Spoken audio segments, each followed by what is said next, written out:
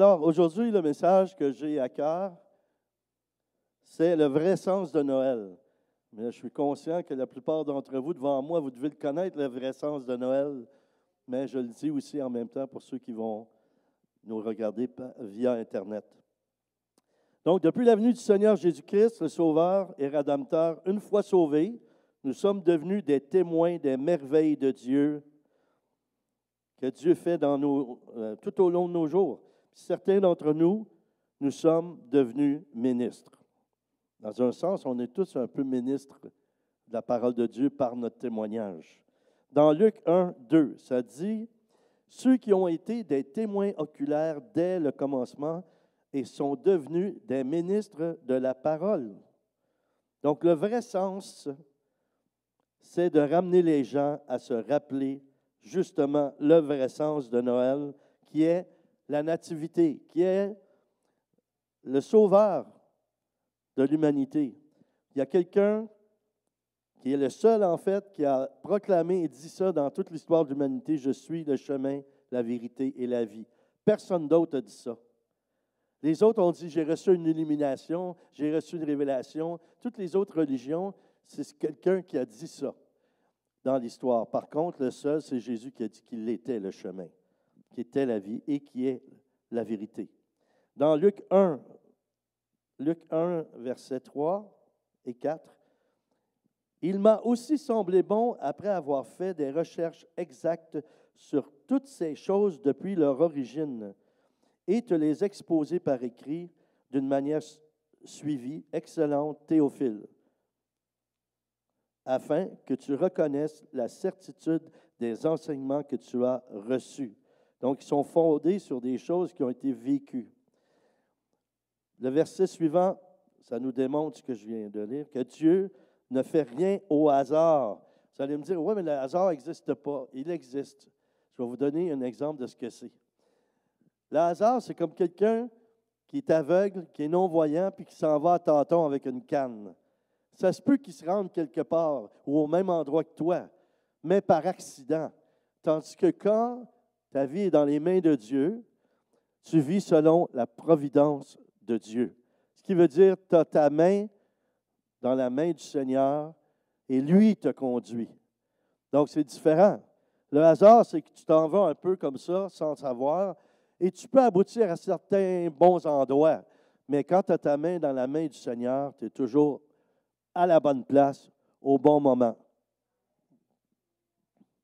Dans Luc 1, 5 et 6, « Du temps d'Hérode, roi de Judée, il y avait un sacrificateur nommé Zacharie, de la classe d'Abia. Sa femme était d'entre les filles d'Aaron et s'appelait Élisabeth.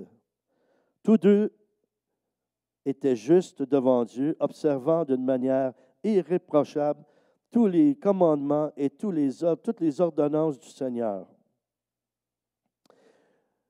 Quand on voit le Messie, quand on voit Jésus qui arrive, ce n'est pas tout d'un coup comme ça dans l'histoire, ça fait des siècles avant que c'est préparé.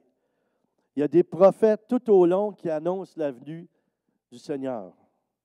C'est lui, en fait, le début du Nouveau Testament, parce que tu as l'Ancien, et jusqu'au moment où Jean-Baptiste arrive, c'est lui un peu comme la charnière entre le Nouveau et l'Ancien. Là. Donc, tu as des prophéties qui annoncent Jésus, le Messie, et ensuite, tu as l'avènement de Jésus, puis ensuite, tu as les actions. Ce qu'on pourrait appeler les actes des apôtres, c'est le Saint-Esprit que Jésus et le Père ont envoyé. Donc, Dieu crée des précédents pour aider à l'humanité à saisir le message, et Dieu fait des miracles pour nous aider à nous souvenir. L'annonce faite par les prophètes dans l'Ancien et aussi dans le Nouveau Testament, il y a des prophètes aussi.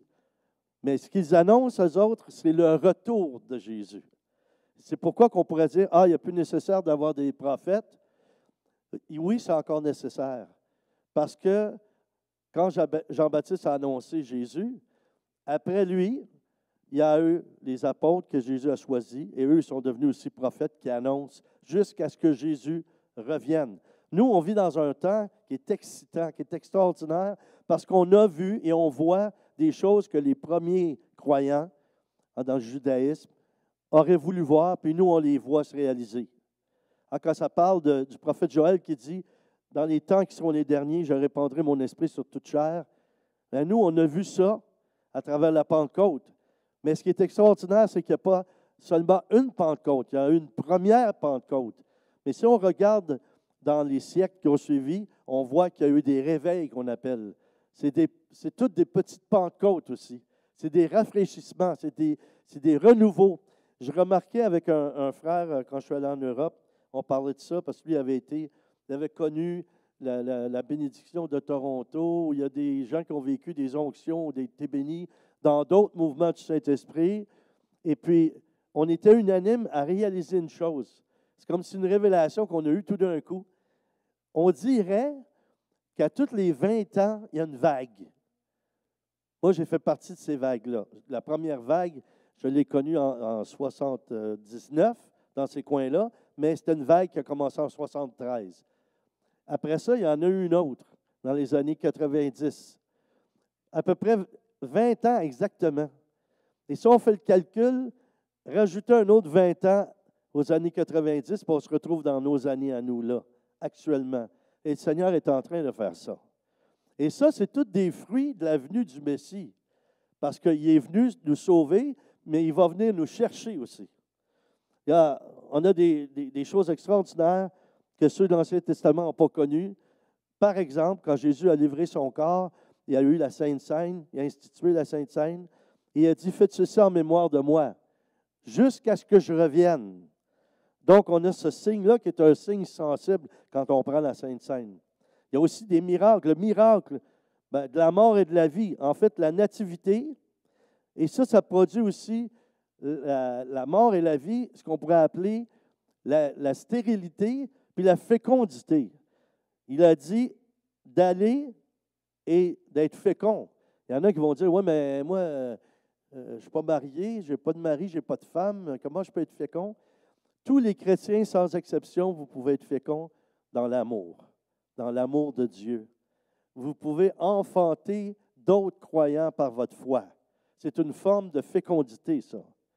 Et c'est extraordinaire parce que quand vous enfantez quelqu'un dans la foi, n'oubliez pas une chose, c'est un geste éternel que vous posez. Vous allez revoir toutes ces personnes-là au ciel. Je ne sais pas, ça va prendre l'éternité, c'est un peu long.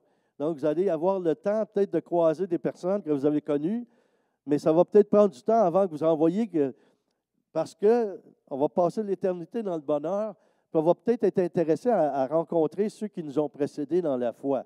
Moi, j'aimerais bien ça. Évidemment, rencontrer Jésus, c'est la première chose, mais après ça, rencontrer des apôtres, les 12 apôtres, rencontrer d'autres, comme Étienne qui était rempli du Saint-Esprit. Imaginez les conversations qu'on pourrait avoir avec ces personnes-là.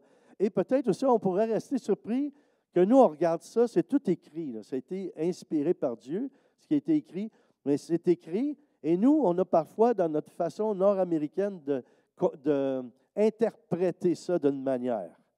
Tu sais, ça serait drôle de peut-être voir ça. Si je vous passe un crayon et un papier, puis je vous dis, OK, dessinez-moi, d'après vous, à quoi ressemblait l'apôtre Paul. Et là, on aurait l'opportunité que Dieu fasse un miracle de nous montrer à quoi il ressemblait vraiment. Après, on regarderait peut-être nos feuilles et on dirait, il ne ressemble pas à ça du tout. Pourquoi? Parce qu'on imagine, et avec la parole de Dieu, on fait un peu ça parfois. Moi, j'aime ça, dire ça un peu pour taquiner des pasteurs ou des prédicateurs qui vont m'affirmer quelque chose. Ah, la parole dit ceci, la parole dit cela. Puis là, je les laisse parler. Puis j'ai quand même des connaissances qui font que je connais les fondements doctrinaux ou des fondements dénominationnels et des fondements de réforme. Si on prend des courants de Martin Luther ou on prend des courants de Jean Calvin, mais les deux n'étaient pas d'accord sur beaucoup de choses et ça a créé des divisions, puis ça a fait plein d'églises qui croient à une chose et l'autre à autre chose sur lesquelles on ne s'entend pas et ça fait des obstacles d'unité. Et Jésus, qu'est-ce qu'il a dit? Il a dit, Père, qu'il soit un comme moi et toi, on est un. Que c'est sa prière. Puis je crois que sa prière n'est pas encore exaucée. On a beaucoup de travail à faire. Parce que, sans s'en rendre compte, aussitôt que quelqu'un pense un peu différemment de nous, on le rejette. Et même si on veut l'accueillir, l'autre est tellement convaincu de ce qu'on lui a enseigné qu'il n'est pas prêt à plier. Pour lui, c'est la vérité absolue. Mais ce n'est pas ça la réalité. Et on va rester très surpris quand on va arriver au ciel, puis on va voir, c'était pas ça du tout. Mais on nous a dit ça.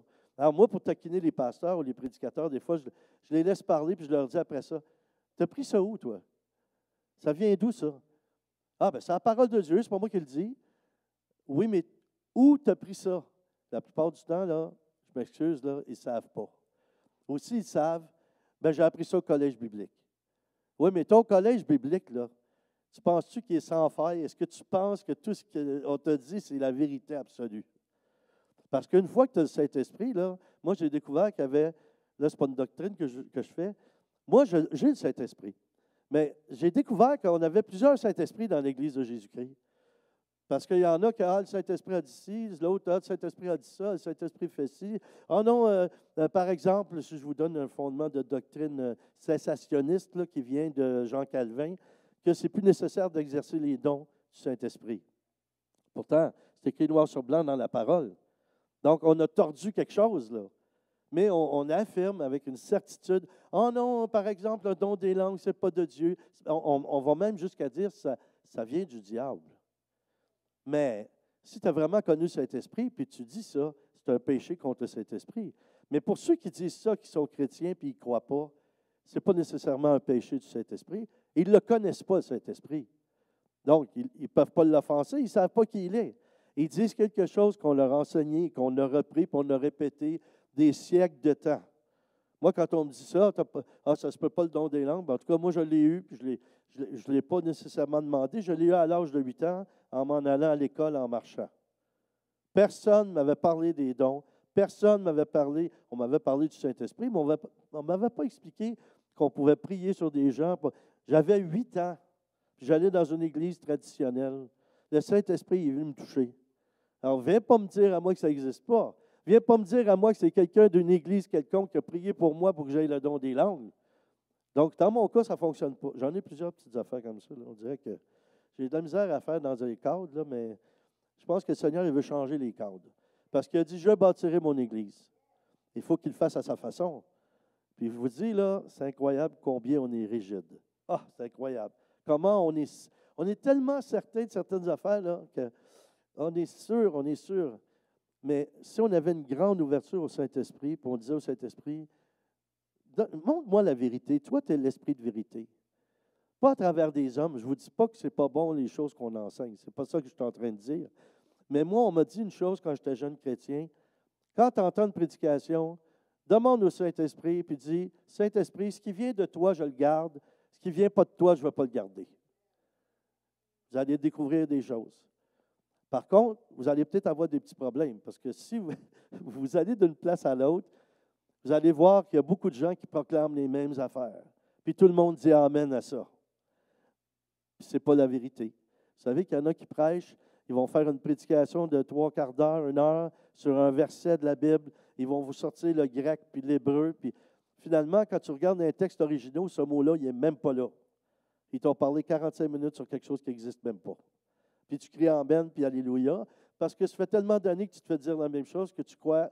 Il ne faudrait pas qu'il y ait quelqu'un qui dise, excusez-moi, monsieur le prédicateur, ce n'est pas tout à fait juste ce que vous avez dit. Fais pas ça parce qu'on va te prendre pour on va te sortir de l'Église. Et on a quelqu'un qui a déjà fait ça. Donc, qui on parle aujourd'hui, on souligne sa fête aujourd'hui. Il a dit ça dans des synagogues, puis il n'a pas prêché longtemps dans des synagogues.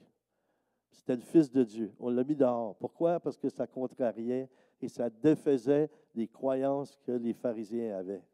Et ça existe encore. On n'appelle plus ça des pharisiens, on appelle ça autre chose. J'allais dire des parisiens, mais ils ne m'aimeront pas si je dis ça. Non, ce n'est pas des parisiens, ce n'est pas des pharisiens. Mais c'est l'esprit. Et Jésus a dit, méfiez-vous du levain des pharisiens. C'est quoi le levain des pharisiens? C'est l'orgueil. Et parfois, on a des argumentations bibliques. C'est l'humain, c'est la chair, c'est l'orgueil qui fait ça. Parce que quand le Saint-Esprit te remplit, il te remplit d'amour, puis quand tu as de l'amour, tu es conciliant. Quand tu as de l'amour, tu as de l'écoute. Quand tu as de l'amour, tu n'essaies pas de t'élever puis de prouver quelque chose. Tu as de la patience. Si on regarde 1 Corinthiens 13, vous allez voir tout ce qui est écrit là. Et quand on entend des discussions entre croyants parfois, est-ce que c'est vraiment Jésus le Messie puis le Sauveur qui mène ta vie? Dans Luc 1, 7, ça dit, Il n'avait point d'enfants. Ça parle d'Élisabeth, on a parlé d'Élisabeth et Zacharie. C'est-à-dire qu'il n'avait point d'enfants parce qu'Élisabeth était stérile et ils étaient l'un et l'autre avancés en âge. Verset 13. Mais l'ange lui dit, ne craignez point, ne crains point Zacharie, car ta prière a été exaucée. Ta femme Élisabeth t'enfantera un fils et tu lui donneras le nom de Jean. Dieu nous amène à travers l'histoire de son peuple à nous rappeler l'homme déchu qui est Adam et le nouvel Adam qui est Jésus-Christ. C'est lui le nouvel Adam. Puis Dieu veut nous dire que tout ce qui se trouve dans sa parole a sa raison d'être. Et dans ce cas, c'est l'importance du symbolisme représenté dans des rituels. Il y a des choses qu'on fait qui sont bien, qui ont été instituées par Jésus et on doit les faire jusqu'à ce qu'ils viennent. Donc, ce n'est pas de tout balayer puis de tout retirer. Ce que nous, parfois, on va avoir l'impression, c'est des choses religieuses. Non, il y a des choses que Dieu a voulu dans ses commandements. Il ne les a pas retirées. Les 10 commandements sont encore là, c'est encore bon. Et il y a des choses qu'il a instituées, comme la Sainte Seine, par exemple, dont on a parfois, à mon avis, des interprétations qui ne sont pas toujours solides. Donc, Luc 1, de 9 à 11, nous dit, « Il fut appelé par le sort, d'après la règle du sacerdoce, à entrer dans le temple du Seigneur pour offrir le parfum. Toute la multitude du peuple était dehors en prière et à l'heure du parfum. Alors, un ange du Seigneur apparut à Zacharie et se tint debout à droite de l'autel des parfums. » Ici, dans Exode 35, 15, ça nous dit « L'autel des parfums et ses barres d'huile, l'huile d'onction, l'encens aromatique et le voile de l'entrée pour l'entrée de sa demeure, de la demeure. » Si on voit ici, qu'est-ce que c'est en fait? C'est le sacrifice de louange. C'est pour ça, ce n'est pas juste une préparation pour réchauffer l'atmosphère ou l'assemblée qu'on fait des louanges. C'est à Dieu que s'adressent les louanges. Et pour lui, c'est comme un parfum. Les louanges, c'est un parfum. Et ça a une grande importance. C'est pour nous aider à entrer dans la présence de Dieu. Ça pave le chemin à la présence de Dieu. Il y a quelque chose que j'aimerais vous faire remarquer à propos de ça. Dieu qui fera son entrée dans l'humanité après la préparation du chemin. Parce qu'il y a un chemin qui a été préparé avant que le Messie vienne. J'en ai parlé, les prophètes de l'Ancien Testament, jusqu'à Jean-Baptiste, Jean le Baptiste. Il était, lui, comme l'encens, le parfum qui prépare la venue du oint. Oint, ça veut dire qui a été choisi par Dieu, consacré par Dieu. Et c'est Jésus qui est le Christ, Christ qui veut dire oint, qui a été choisi. Et Jean-Baptiste amène les gens à devenir témoins de l'onction, témoins de la présence de Dieu qui vient en Jésus. Dieu a manifesté dans l'Ancien Testament cette puissance-là aussi par Élie, puis Élisée. C'est pourquoi le peuple demandait à Jean, est-ce que c'est toi le Messie où il doit venir? Et il y a Élie aussi. Est-ce qu'il doit revenir? C'était le retour d'Élie qu'ils attendaient aussi parce que ça avait été prophétisé. Mais le parfum représente l'onction du Rédempteur à venir. L'aloès, la myrrhe parfume son vêtement. Vous avez lu ça? Et un prédicateur que je connais qui a dit quelque chose que j'ai trouvé intéressant. Qu'est-ce qui s'était passé avec le manteau d'Élie et d'Élisée dans l'histoire? Oui, il est allé. Il a disparu tout d'un coup, ce manteau-là. Mais là, il y a une place où on voit qu'il est réapparu. Et quand il est réapparu, c'est Jean-Baptiste qui portait ce manteau-là. C'est Jean-Baptiste qui portait le manteau d'Élie et d'Élisée. Parce que c'était le dernier prophète qui annonçait le Messie. Dans Luc 1, 16 et 17, ça dit, « Il ramènera plusieurs des fils d'Israël au Seigneur, leur Dieu. Il marchera devant Dieu avec l'esprit de la puissance d'Élie pour ramener les cœurs des pères vers les enfants et les rebelles à la sagesse des justes, afin de préparer au Seigneur un peuple bien disposé. Donc, le vrai sens de Noël est d'avoir un cœur bien disposé. Ce n'est pas juste une fête où on va faire des beaux repas, on va se rassembler en famille. Et ça, parfois, ça m'interroge de la façon qu'on vit ça. C'est peut-être pas comme ça dans le monde entier, là. Mais ici, au Québec, on a des traditions. Et dans ces traditions-là, inconsciemment, parfois, on remplace les présents, les cadeaux, par le plus beau et le plus grand présent qui est Jésus-Christ. Il n'y a rien de meilleur, puis il n'y a rien de plus grand que le salut. Et Dieu est venu lui-même en Jésus-Christ nous donner, se donner lui-même, qui est le salut. Donc, le jour de réjouissance qu'on a aujourd'hui, là, le vrai sens de Noël, c'est de se réjouir qu'on a Jésus dans notre cœur et qu'on possède le salut en nous et qu'on maintient ce salut en nous dans notre relation avec Dieu. Dans le psaume 51, verset 14, « Rends-moi la joie de ton salut et qu'un esprit de bonne volonté me soutienne. » Comme était vêtu Jean le Baptiste. Nous, ça nous dit dans Matthieu 3, 4, Jean avait un vêtement de poil de chameau et une ceinture de cuir autour des reins. Il se nourrissait de sauterelles et de miel sauvage. C'était ainsi que Élie était vêtu aussi. C'était comme ça qu'Élie vivait aussi. Si on voit dans le symbolisme ici de l'ange dans le temple, quand on parlait de Zacharie, il est à la droite de l'autel des parfums. Cet autel est juste en avant du lieu très saint, avant le voile. Donc, c'est comme si Jean-Baptiste nous a introduits spirituellement en ouvrant le voile au Messie, en disant, le voici, l'agneau de Dieu qui ôte les péchés du monde. Il était le grand prêtre dans un sens où il ouvrait le voile pour laisser entrer Jésus. Alors, ça dit ici, ça disait, alors un ange du Seigneur apparut à Zacharie et se tint debout à droite de l'autel des parfums. Puis le voile a été déchiré. Le voile, c'est Jésus qui a été déchiré lui-même. Il a été brisé pour nous. Hein. Ça nous en parle dans Isaïe. Ça dit aussi dans Acte 7, 55. Mais Étienne, rempli d'Esprit Saint, fixa les regards vers le ciel et vit la gloire de Dieu et Jésus debout à la droite de Dieu. Dans tout le Nouveau Testament, vous allez voir ça, c'est la seule place où Jésus est debout. Parce que ça dit qu'il est assis. Mais quand Étienne est en train de se faire lapider, les cieux se sont ouverts, il était tellement rempli du Saint-Esprit. Et pendant qu'il est en train de se faire mettre à mort, il a vu Jésus à la droite, debout. Ça l'a intéressé de voir celui qui était prêt à donner sa vie comme lui il l'a donné. Des fois, on ne voit pas ça. Mais Jésus veut qu'on donne notre vie comme lui l'a donné réellement.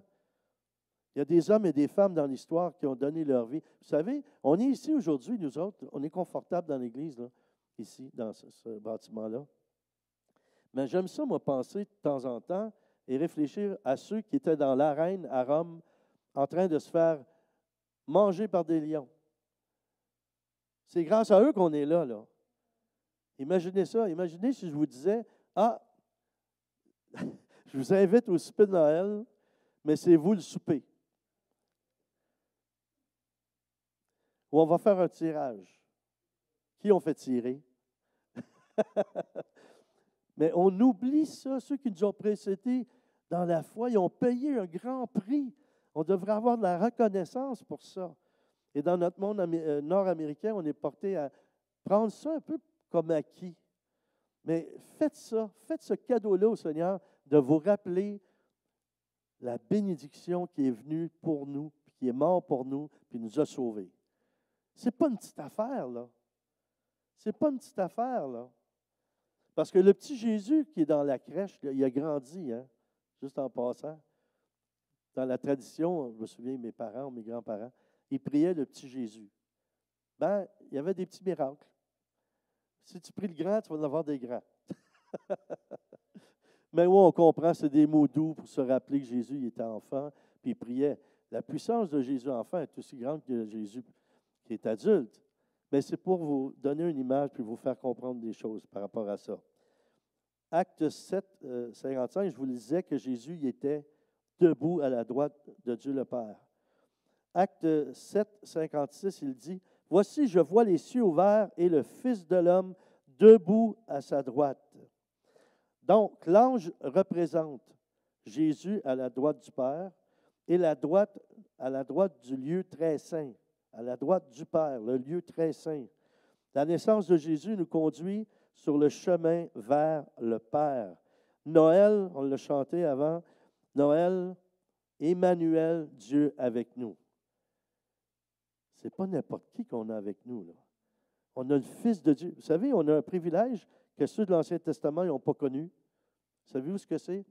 Dans l'Ancien Testament, pendant le jour, ils suivaient la nuée. Pendant la nuit, dans ceux qui étaient dans le désert, qui ont suivi Moïse, il y avait la colonne de feu pendant la nuit. Ce n'était pas Dieu. Dieu se cachait à l'intérieur. C'est comme une image qu'il donnait physique pour les aider à le suivre. Mais nous, l'avantage qu'on a, c'est qu'on a le baptême du Saint-Esprit, ce qui fait qu'on a en nous la colonne de feu. On a en nous la nuée de Dieu. Et il faut encore suivre. Il faut encore le suivre. Et ça, c'est ce qu'il attend de nous. Donc, des fois, comme en ce moment, dans la période ici, là, moi, je vous dirais, on pourrait prier pour ça, de dire, Jésus, viens rafraîchir cette présence de ton esprit en moi, viens dans ma crèche intérieure. Et puis, une étable, ça ne sent pas toujours bon. Hein? Je ne sais pas si vous saviez ça.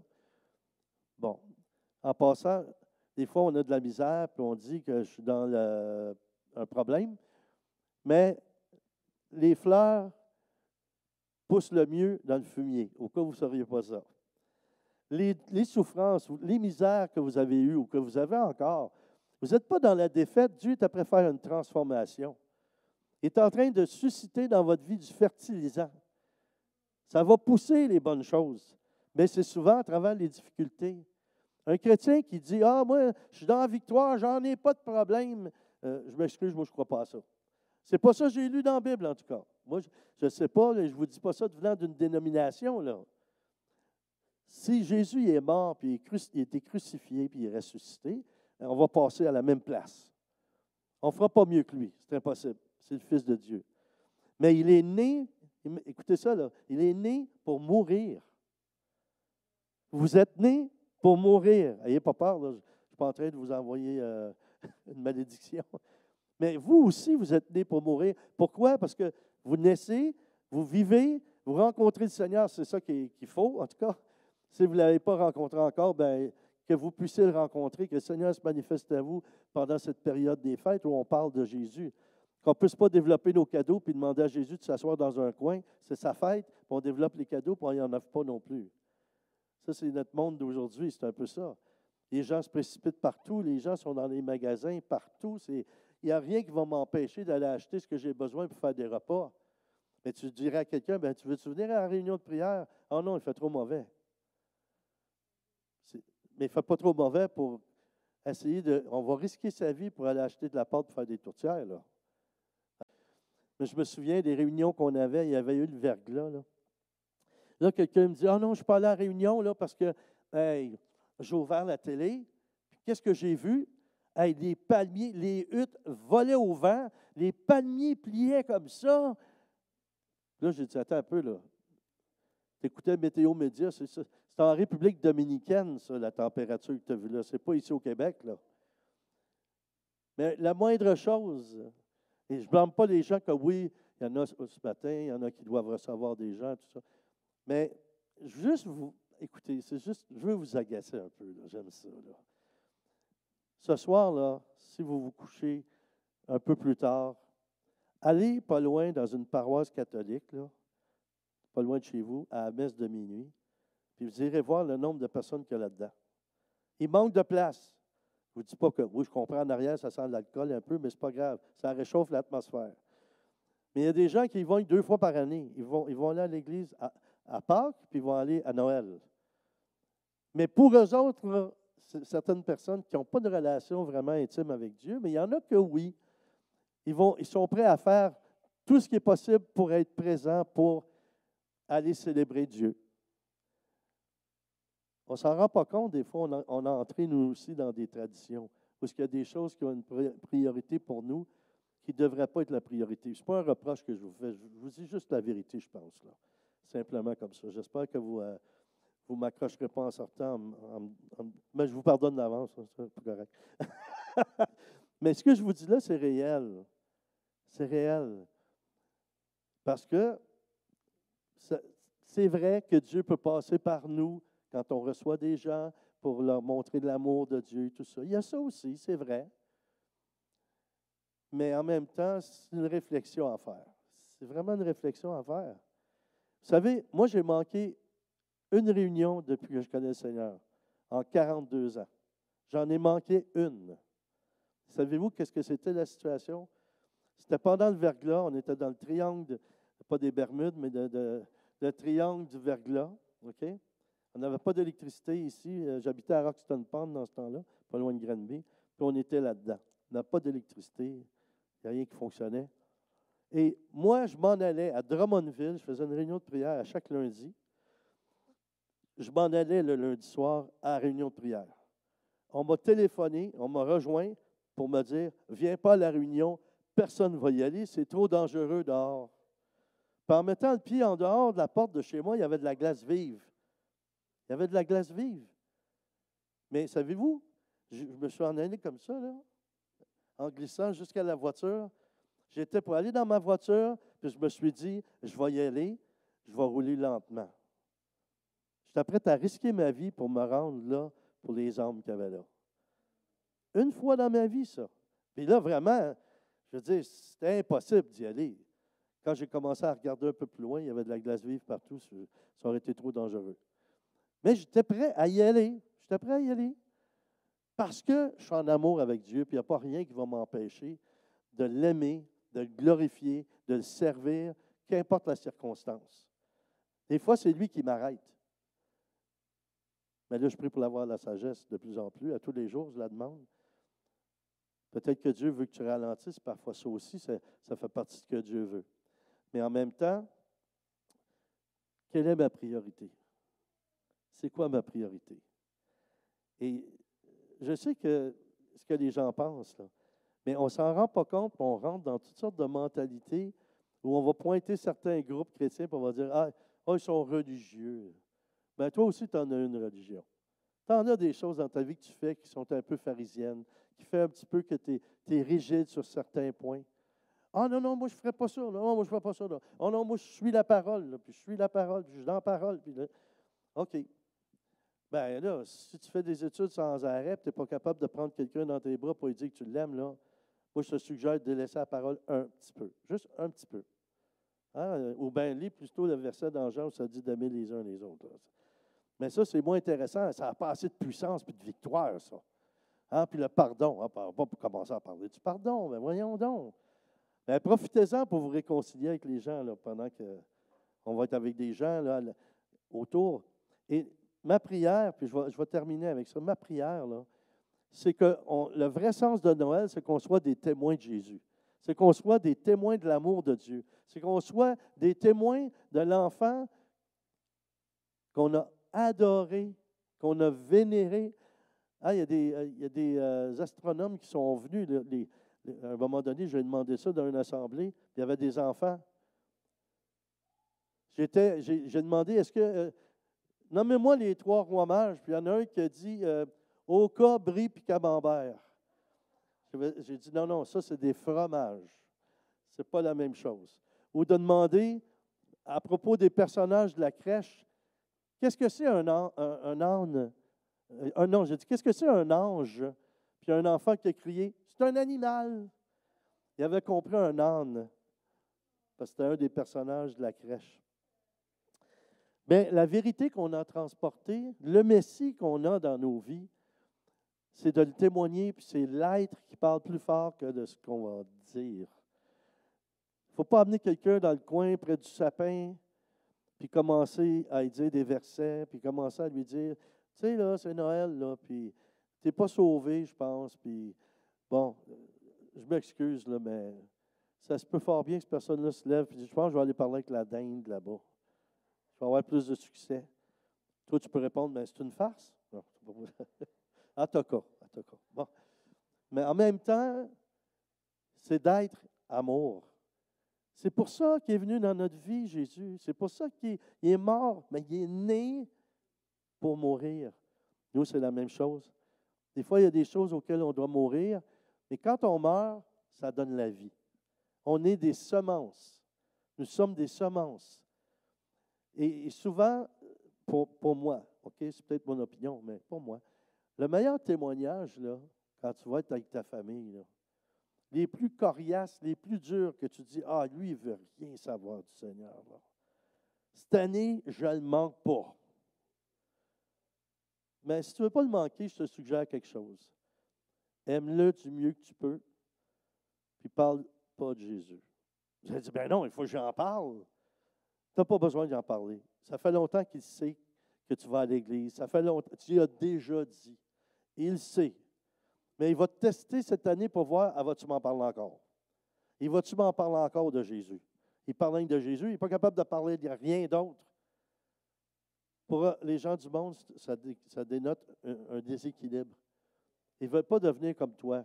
Ils ne veulent pas devenir comme nous si on est comme ça. On va dire, hey, moi, c'est comme les amis qui étaient dans le show business, ils ont dit, ah, Daniel, il était fou avant. Là, il est encore fou, mais il est fou de Dieu. C'est différent. Être fou de Dieu, tu peux être équilibré. Mais être fou tout court, ça, c'est pas bon, là. Mais ils peuvent penser que tu es fou tout court si tu n'arrêtes pas toujours. Puis moi, je vous parle, je suis un évangéliste, là. Ça, je dirais, mais c'est mon métier, c'est ma profession, c'est mon appel. Et la plupart des gens qui viennent à Dieu, que j'ai amenés à Dieu dans des familles, c'est en leur parlant avec amour. Et d'attendre. Justement, j'ai eu une parole ce matin que le Seigneur me disait, je ferai de toi un pêcheur d'hommes. Je vais vous parler de la pêche. Ça va être la pêche à la glace de ce temps-ci. Mais si vous voulez que ça morde, là, la meilleure façon, là, c'est de laisser l'autre libre. Puis lui, il va venir vers vous, il va vous en parler du Seigneur. Parce que vous n'en parlez pas. On va dire, il y a quelque chose qui ne va pas, là. À chaque année, il ne manque pas son coup, il m'en parle. Là, vous ne dites rien. Vous agissez avec amour, gentillesse. Quelqu'un dit, ah, vous voulez un café? Tu vas chercher le café, tu lui offres. Tous des petits gestes comme ça. Là, il va se dire, il va me parler du Seigneur. Il essaie de me trouver une manière de me parler du Seigneur, là. Il est trop gentil. Non, vous le laissez faire. Puis vous prenez votre ligne, un poisson, quand vous l'avez accroché, vous le laissez aller. Hein, zzz, zzz, zzz. Là, il s'en va au large, là, puis il se fatigue. Quand il est assez fatigué, vous le ramenez. Puis là, vous le mettez dans la prise. Puis là, vous l'amenez au Seigneur.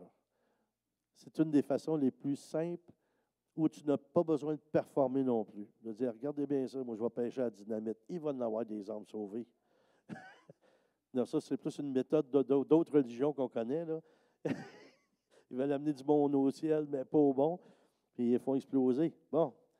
C'est pour ça que moi, ces personnes-là, je ne leur donne jamais un fruit, une pomme grenade, par exemple, là. Je ne leur donne pas ça. C'est trop dangereux. Je vais vous témoigner de quelque chose. C'est quelque chose qui s'est produit dans notre dernier voyage d'évangélisation en Europe. On était là 2 mois. On a eu une porte qui s'est ouverte à Marseille.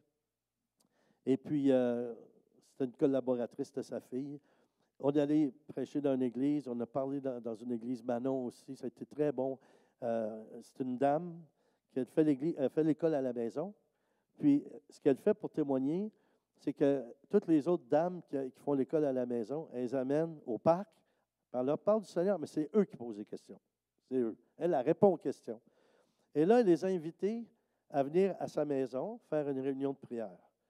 Mais avant, ils ont dit à l'église, ça serait bien, toutes les dames vont venir là, on va faire un petit repas. Puis bon, elle a demandé à Manon, puis notre collaboratrice Marie-Agnès, là, qui est de la France, de parler aux enfants de Jésus. Mais de la façon qu'ils ont fait ça, c'était extraordinaire. Puis il y avait des jeunes musulmans là-dedans. Parce que les mamans étaient musulmanes. Alors, sont venus les mamans, et même les mamans, ils ont compris pourquoi Jésus était mort. Parce qu'on entend ça. Jésus il est mort, il est ressuscité. Oui, mais pourquoi il est mort? Puis là, Manon, avec l'autre dame, ils ont expliqué. Manon, elle a expliqué à partir de la Genèse, Adam et Ève, tout ça, mais brièvement, les enfants ils étaient fascinés. Puis après ça, ils ont prié pour eux.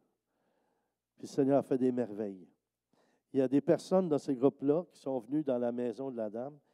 Et une, entre autres, c'était une collaboratrice, pas une collaboratrice, une associée dans le travail du monsieur qui habitait là.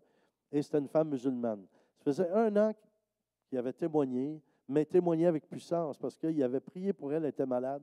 Disons qu'elle avait mal quelque part. Puis lui, il disait, ben, j'ai la foi en Dieu. Est-ce que moi, je prie pour les malades, puis ils sont guéris? Puis elle a dit oui. Plusieurs fois, là, 4-5 fois. Puis à chaque fois, elle était guérie. Alors là, ils ont pensé, ça serait merveilleux s'ils rencontraient Manon et Daniel. Et on a fait une réunion à la maison. Alors, il y a plusieurs personnes, des femmes, de ces femmes-là qui sont venues avec leur mari et tout ça. C'était extraordinaire. Et la plupart d'entre eux ils ont tous été baptisés du Saint-Esprit parce que je leur ai proposé ça. J'ai dit, qui voudrait recevoir le don des langues? Ça, c'est ma stratégie. Mais je ne commence pas à leur expliquer tout ce que c'est le baptême du Saint-Esprit, c'est trop compliqué. Mais je leur parle des apôtres, je leur parle de la Pentecôte, puis je leur dis, aimeriez-vous ça? Priez, puis parlez comme eux. Là. Donc, ils disent oui. Là, je prie, puis le Seigneur les baptise dans l'Esprit. Tous ceux qui ne l'étaient pas, la plupart, ils ont tous été baptisés du Saint-Esprit. Mais l'associé de notre ami, du monsieur où on était, elle n'a pas pu venir. Donc, le lendemain, on nous a invités au restaurant, puis on nous a dit, est-ce que ça dérangerait? On l'inviterait au restaurant. Ben non, ça ne nous dérange pas. Et puis, ils sont venus, on était dans un camion. Ils l'ont fait asseoir à côté de moi dans le camion. J'étais assis derrière. Là. C'est elle qui me posait des questions sur le Seigneur. Premièrement, elle me demandait qu'est-ce que je faisais, qu'est-ce que j'étais venu faire en France, tout ça. Fait que ça a ouvert la porte. Puis moi, vous savez un peu, j'aime ça faire des blagues. Je l'ai fait rire. Elle trouvait ça, c'est ça la faisait rire. Et après ça, moi, ce que je veux démontrer par ça, c'est quand tu témoignes aux gens que tu es quelqu'un qui est simple, qui n'est pas compliqué, puis qui est accessible. Et après, quand ils savent qu'est-ce que tu fais puis où tu vas, ils disent « Hey! » Moi, j'entends ça des fois. « Hey, il est parlable. Hey, on peut s'approcher de lui. Hey, on peut y parler. Hey, il est accessible. » Moi, c'est un cadeau que... Moi, ça me bénit quand les gens disent ça. Parce que il y a des choses que j'ai faites dans le passé que je regrette un peu d'avoir fait, là. Parce que si tu n'es pas accessible, tu es dans des foules, personne ne peut te parler. Il t'envoie la main. Tu peux envoyer ta main comme ça, là. C'est sûr que tu fais ça comme ça, il y en a 300 qui lèvent la main, ils pensent que c'est eux autres qui t'envoient la main. C'est tous tes amis. Alors finalement, la dame, on est allé au restaurant. Après le restaurant, j'ai demandé au monsieur, est-ce qu'elle revient chez toi ou elle s'en va tout de suite? Il dit, non, elle revient chez nous. Ah, j'ai dit, yes, merci Seigneur. Puis dans l'après-midi, j'ai fait une sieste et j'ai rêvé à la femme. Je ne l'avais jamais vue, mais je me suis vu en train de l'amener à Jésus. Comment ça devait se passer? Bon, quand je l'ai vu en personne, j'ai resté surpris un peu parce que c'était tellement réel ce que j'avais vu dans l'esprit. Alors, quand on était là, on a parlé encore un peu. Puis elle est revenue chez nos amis. Et quand on était là, moi, je suis allé au sous-sol, où il y avait notre chambre, je cherchais quelque chose. Mais en descendant les marches, le Seigneur m'a saisi puis il m'a dit, il ne faut pas qu'elle s'en aille sans que je sois dans son cœur. Je peux vous dire, quand tu as ça, là, que tu reçois dans ton cœur, c'est toute une responsabilité, là. Donc, j'ai dit, OK. Là, j'ai prié, j'étais vraiment à l'écoute. Je remonte en haut. Là, il nous offre quelque chose à boire. Elle est assise juste devant moi. Le Seigneur avait tout préparé, là. Parce que dans le rêve, je tenais ses mains, puis elle était assise devant moi, exactement comme ça. Et là, le Seigneur me dit, oublie pas, là. Puis là, je regardais l'heure. Puis là, je commence à voir l'heure avancer. Puis là, tout à coup, en dedans, j'ai une conviction. Le Seigneur m'a dit, non, là c'est le temps, là. Là, il faut que tu y parles tout de suite. Alors, regardez, ce que j'ai fait, je l'ai regardé, j'ai dit, elle s'appelle Amina, c'est une musulmane, Amina. J'ai dit, Amina, j'aimerais te faire un beau cadeau. Elle a dit, un beau cadeau? J'ai dit, tout le monde aime les cadeaux. Elle a dit, oui. Mais je dis, celui-là, là, c'est le meilleur, le plus grand cadeau. Il n'y en a pas de meilleur de cadeau que ça. Ah oui, elle était intriguée un peu. Elle a dit, qu'est-ce que c'est? Je dis, c'est que tu aies Jésus dans ton cœur. Que tu aies Dieu dans ton cœur par son esprit. Je dis, est-ce que tu le veux? Elle a dit oui. Là, je lui ai dit, tends-moi les mains. Elle m'a donné ses mains, j'ai prié. Puis là, j'ai vu des larmes couler de ses yeux. Puis le Seigneur est venu la sauver. Après ça, j'ai dit, Seigneur, tu veux lui donner plus. J'ai dit, j'aimerais te faire un autre cadeau.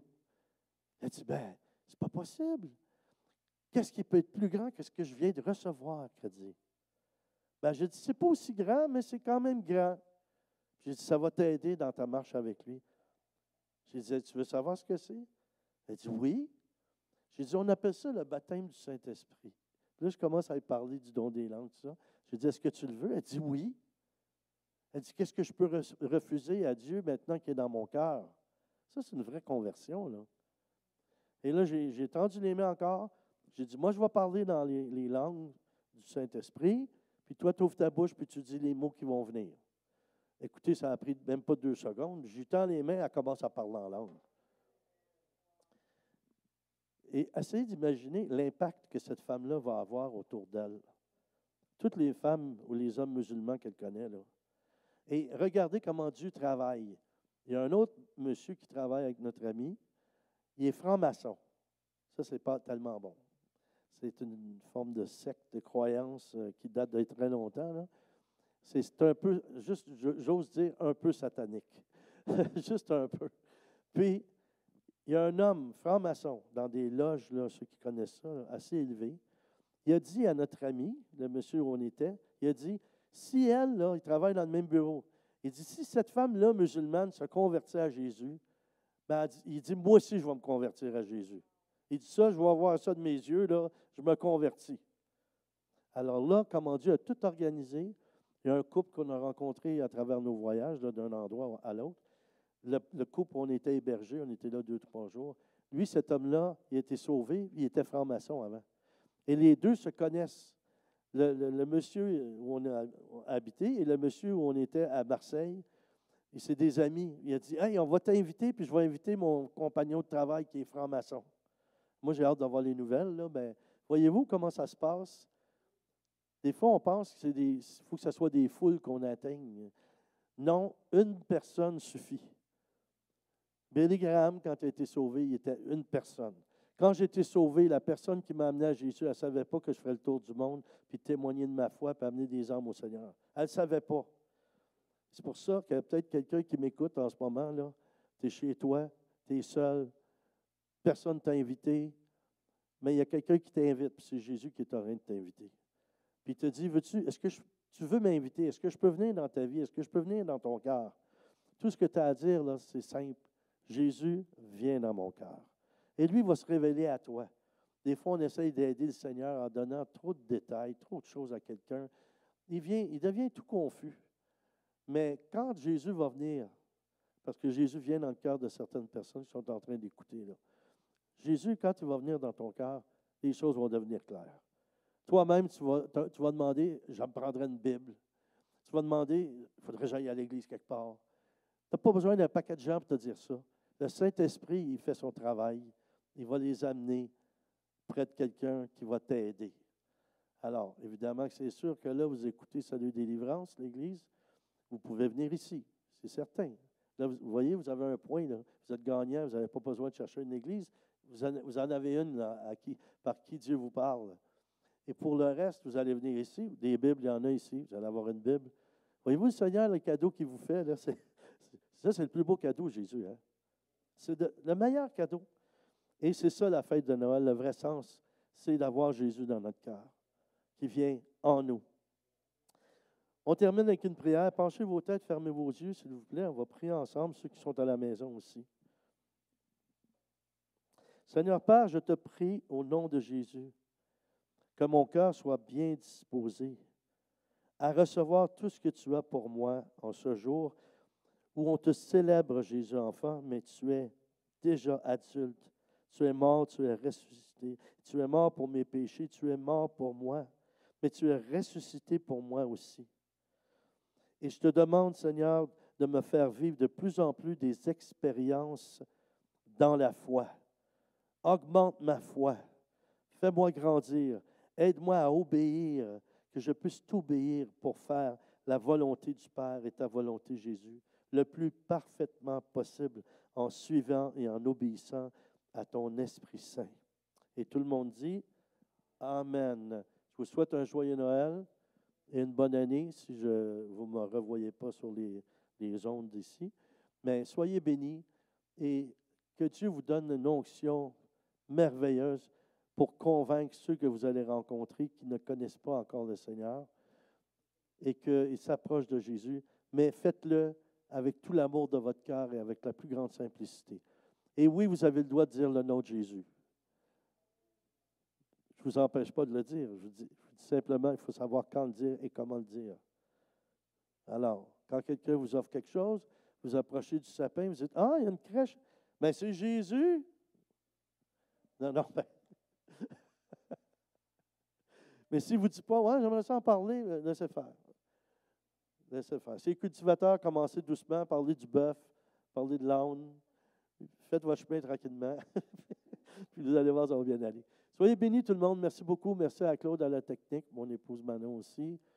Et merci au pasteur Daniel W. Poulain et Linda aussi de me donner l'opportunité de partager ma foi avec vous.